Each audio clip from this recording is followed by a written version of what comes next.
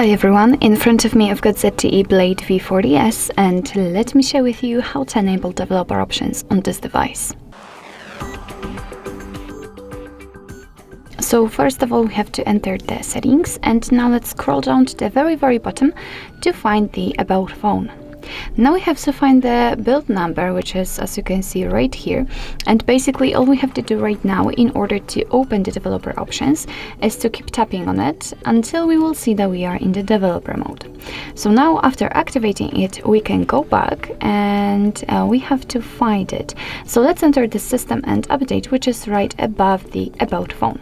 And as you can see, the developer options will be at the very bottom of the list, so let's enter. And as you can see here, we've got plenty of advanced settings which we can customize. So for example, here we've got some options connected with the GPU overdraw.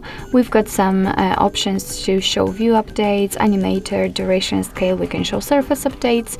So for example, we can show the input methods, let's say. So we've got the visual feedback for taps and the pointer location. Here we've got some options which are connected to Bluetooth and overall to the networking, because here we've got also the USB or the Wi-Fi. So we've got plenty of options to choose from to customize, and basically all you have to do in order to turn on the feature is to simply tap on the switcher on it. And as you can see right now, it is immediately activated and applied.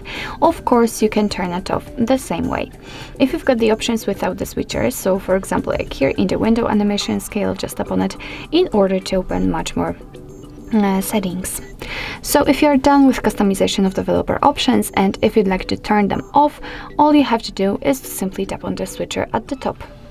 And I don't want to do it, so let me simply get back. As you can see, if you want to turn off the developer options, you will have to restart your device, and then the developer options will simply disappear from this list. But of course, no worries, you can customize them again. Just go back to the build number step and keep tapping.